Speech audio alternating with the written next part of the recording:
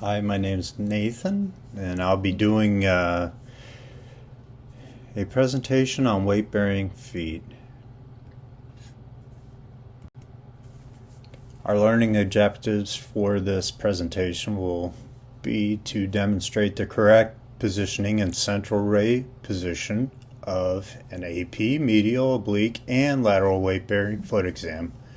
Identify anatomical landmarks of the foot when evaluating AP, medial, oblique, and lateral weight-bearing foot views. Apply proper exposure factor selection and evaluate images for technical quality of AP, medial, oblique, and lateral weight-bearing foot images. Evaluate positioning errors and how to correct them on an AP, medial, oblique, and lateral weight-bearing foot projection. So the routine exam for the weight-bearing foot is the same in our textbook Corwell and for pediatric patients. This consists of AP weight-bearing, internal oblique, and lateral weight-bearing.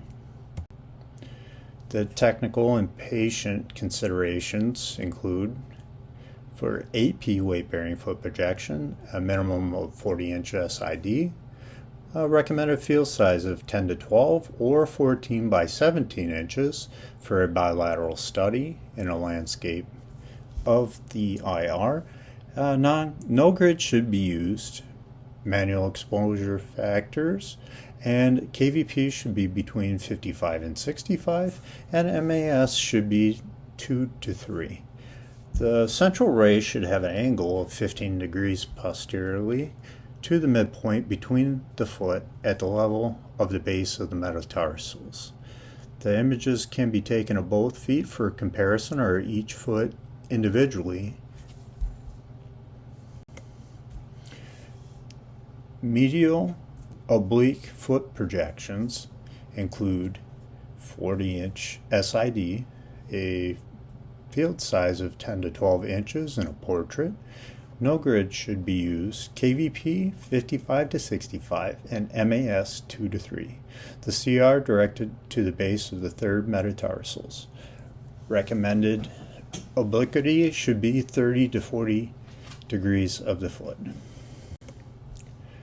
Finally, the lateral weight-bearing foot projection should include a 40-inch SID, a field size of 10 to 12 in portrait. No grid should be used. KVP should be 55 to 65, MAS 2.5 to 4. And the CR should be directed horizontally to the level of the base of the third metatarsal. To start this off, we'll start with AP weight-bearing foot anatomy. So the criteria for this is the projection shows bilateral feet, forms soft tissue surrounding phalanges to distal portion of the talus. This is only a single foot that they evaluated, so we will not be doing bilateral feet. On this, I put MET. As you can see at the bottom of the image, you can see the talus and all the soft tissues around.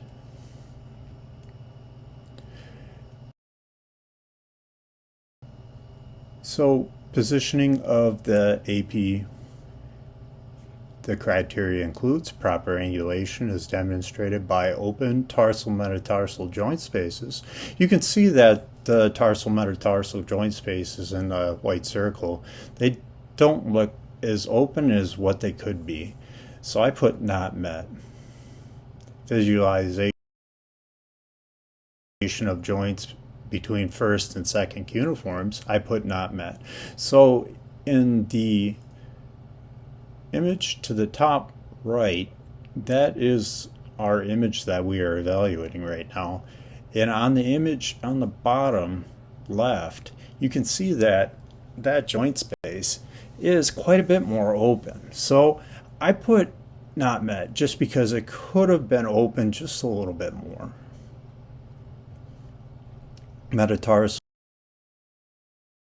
bases should be at the center of collimated field with four-sided collimation, including the soft tissue surrounding the feet. I put not met. So as you can see, like the bases of the metatarsals, it's a little high and to the right. It should have been lower and just a little to the left when you're looking at the center of the image.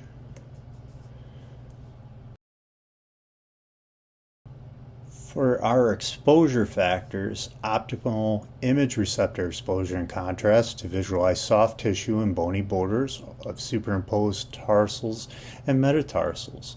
In here, I put it's not met. I feel that the exposure factors could have been a little better and gave this image a lot more just definition. Adequate penetration of midfoot region. I feel this image is adequately penetrated. The bony trabecular markings should be sharp. So I put not met because when you compare to the top box there to the bottom box that I pulled off of Radiopedia, you can see that the trabecular markings are way more defined in the bottom than they are in the top. It could have been better, so I put not met. This just shows in comparison to some of the things that we were looking at in the AP weight-bearing foot. And you can definitely see when you look from the left image that we are evaluating to the right, you can definitely see the difference in the spatial resolution and the contrast.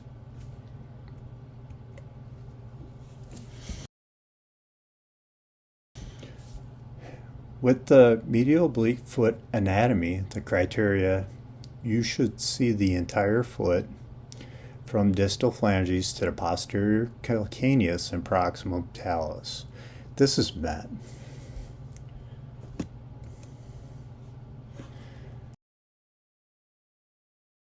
With positioning of the medial oblique foot, the criteria, long axis of the foot should be aligned to the long axis of the IR, which if you look at the red line from top to bottom, it is pretty straight with that line, so I would say that is met.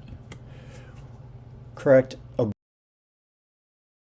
obliquity is demonstrated when third through fifth metatarsals are free of superimposition. So you can see that the fifth, fourth, and third are not superimposed, so this is met. First,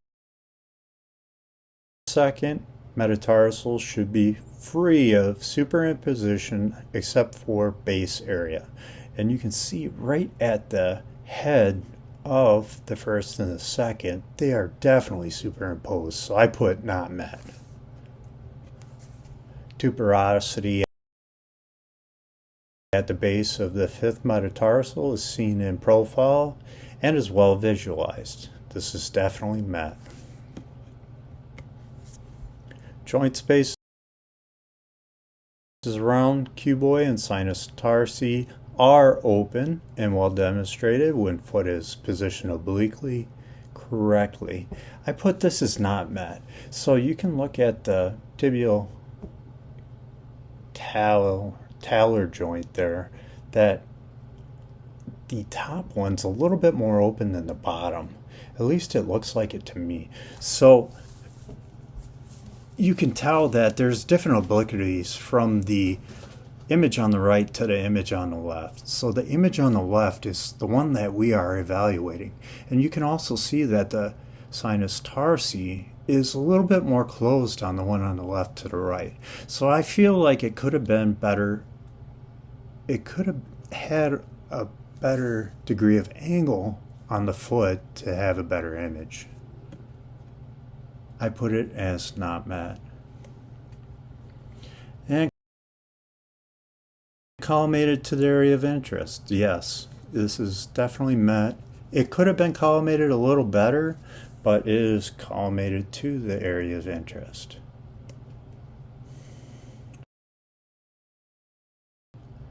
Optimal image receptor exposure and contrast with no motion.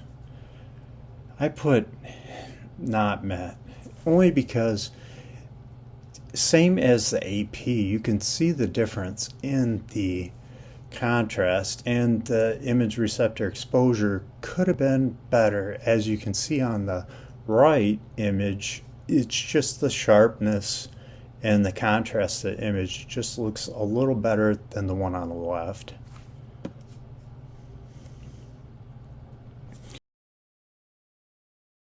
And then to visualize sharp borders and trabecular markings of phalanges and metatarsals and tarsals, I put not met, only because same as before, the trabecular markings in the left image that we're evaluating don't look as defined as the one on the right, so I don't feel as if the exposure factors were quite where they needed to be.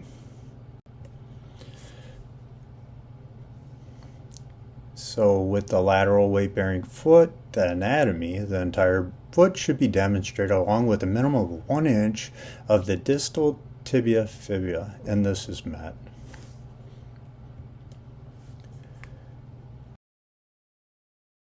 On this, I kind of wanted to show the distal tibia fibula and show how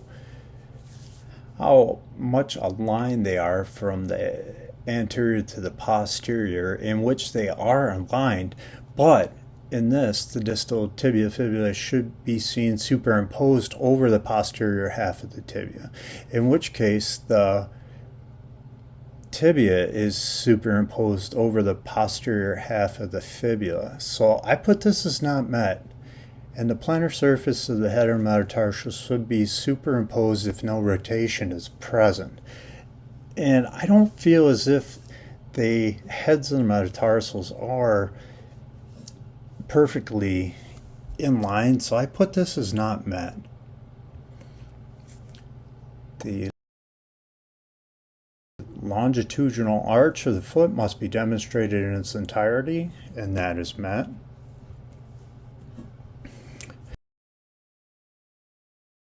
With positioning of the lateral weight-bearing foot, center of the collimated field should be at the level of the base of the third metatarsal. I put this as not met. You can see where the crosshair is the center of the image, and where that green circle is, it should be about where the centering of the image should be. So we are just a little off. And if we would have taken an image right somewhere inside that green circle, I believe that it would have aligned all the bases of the metatarsals a lot better, and it would have been a better image to evaluate.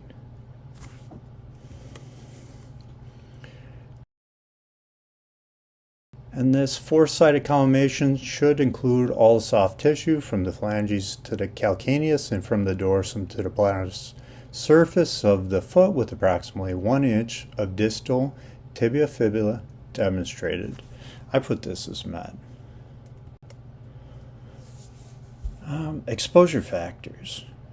Optimal image receptor exposure and contrast to visualize borders of superimposed tarsals and metatarsals. Image receptor exposure, I put it as not met. It isn't bad, but I feel like the rest of the images, it could have been better. It could have just been a little better. So optimal, I would say it's good, but not optimal. And then no motion, cortical margins and trabecular markings of the calcaneus, and no superimposed portions of the talus should appear sharply defined. And I put this as met. The everything that should have a definite, sharp image is fairly clear in this, so I would say it is met. So this is what I was talking about when it said that the tibia and the fibula superimposition. On the left, we have the image that we are evaluating, and it is a lateral to medial instead of a medial to lateral like on the right, and this is not quite optimal when going and looking at any abnormalities or the longitudinal arch of the foot. So it makes it a little harder to evaluate. On this, the radiologist report the history of this left foot pain with tenderness. There's no comparisons. The technique is 3 weight-bearing views of the left foot are provided. Findings: the left foot is intact and are remarkable in alignment. There are no significant arthritic changes, and there is no evidence of fracture or acute malalignment. Soft tissues of the foot are unremarkable as well. The impression is no acute osseous abnormality. In conclusion, we reviewed the correct patient position, central ray and part placement of AP, medial, oblique, and lateral weight-bearing foot projections. We identified the anatomical landmarks of the foot in AP, medial, oblique, and lateral weight-bearing foot projections.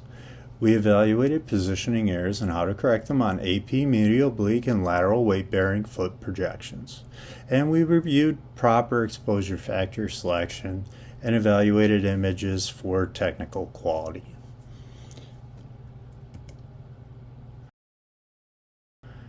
These are my references, and if you have any questions, feel free to email me.